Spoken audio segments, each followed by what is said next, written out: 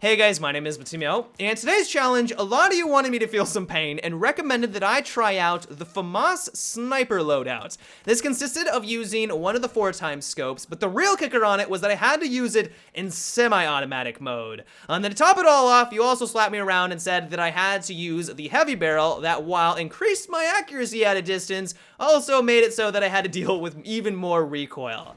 The Famas is easily one of my favorite close encounter guns in the game. Like, hopefully I've made that abundantly clear over the last year. I talk about it constantly. I have over 1,000 kills with it, but that's what it is, a close encounter weapon. As soon as you put it in single fire mode, slap on a 4x scope, all of those stats go completely out the window. It is atrocious with this loadout. It's got 1,000 RPM, the fastest RPM out of all the assault rifles, but I don't care how awesome I think I am. I don't care how amazing I think I am with a trigger finger, just constantly spamming the fire button. There is no way I'm gonna be able to get 1,000 RPM out of this gun.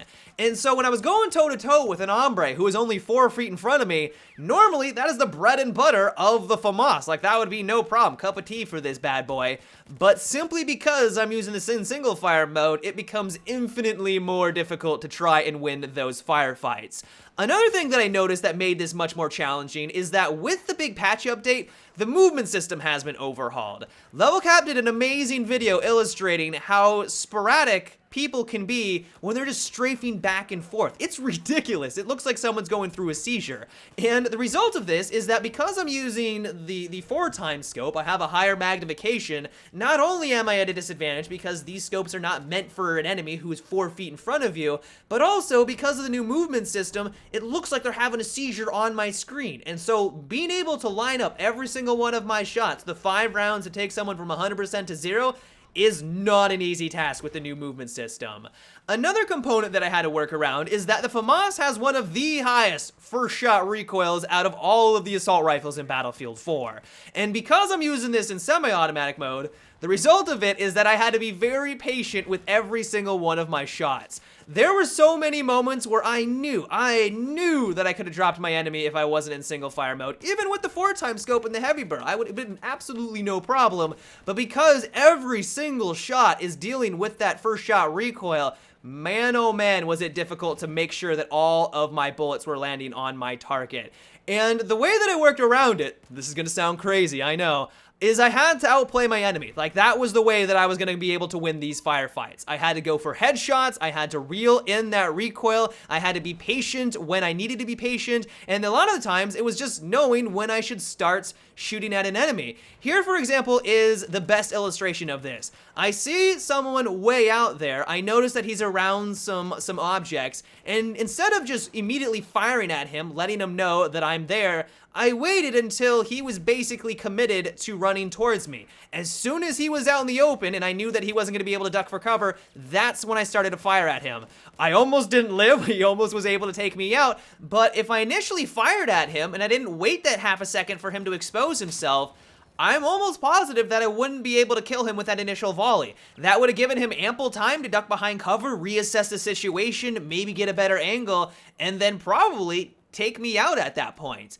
It was that type of thought process that I had to do in pretty much every firefight. I mean, not all of them. Some were reactionary, like a guy rounding the corner on me. But if I had a couple of seconds to think about what was going on, I was gonna sit there and think about it. It was almost required for me to go on an extended kill streak. That being said though, when I was able to line up headshot after headshot and I was able to just whip around and take out multiple targets and win firefights that I had no business winning, this challenge was a lot of fun. I mean, this is the reason why I do it. You know, I've done some stupid challenges, I've done some ridiculous challenges, but at the end of the day, while it is supposed to be frustrating at times, it's meant to be fun. Like, that is the whole point of playing video games. That is the whole reason why I play Battlefield 4.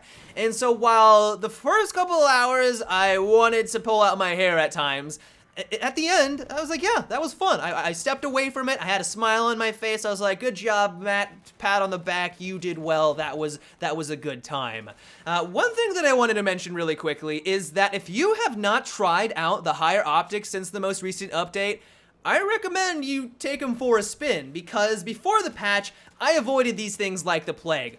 I like the fact that it gave me a higher optic. I like that it made it easier to see the enemy at a distance, but as soon as you pull down the trigger, the recoil was ridiculous, and it all came down to the visual recoil component of it. Before this patch, the red dot sights were better at long-range combat compared to the ACOG scopes. I know that sounds counterintuitive. I know you would assume that the higher optics would excel at a distance, but simply because of that visual recoil, being consistent was almost impossible, and for me, and I know a lot of battlefielders out there, a red dot sight far and exceeded anything that the higher optics could do, even at long-range combat. But now that DICE has finally eliminated that visual recoil, these attachments are a much more viable option. And so if you have not tried it out since the most recent update, I know I avoided them like the plague. I'm sure a lot of you guys did as well. I highly recommend that you take them for another ride. The last thing that I wanted to mention before I take off and leave you guys to the rest of your day is that the one class of weapon that I despised going against when I was using this loadout wasn't assault rifle, it wasn't high RPM guns, but it was the designated marksman rifles. DMRs are looking good right now, and it's not the fact that DICE has buffed them directly, it's been more indirect buffs, like for example, the ACOG scopes are better, like the higher optics are now a better choice of attachment. The fact that all of the other guns in close encounter combat now require 5 rounds to kill someone while the DMRs are sitting at a solid 3 still. And so when I was going against these players, God, they just slapped me around. I was like, yeah, I'm getting headshots, but your headshots are doing a lot more than I am. Sure, I might have a little bit more higher RPM, but it really doesn't mean a whole lot because I'm dealing with so much first shot recoil. And yeah, they just absolutely destroyed me. But yeah, guys, that is about it for today's terrible weapon challenge. I hope you enjoyed. If you have a setup that you would like me to try next, be it a terrible combination of attachments on a weapon like today's video, or a gadget that you would like me to use exclusively, let me know down below in the comments section. But until tomorrow, have a good one, and take it easy.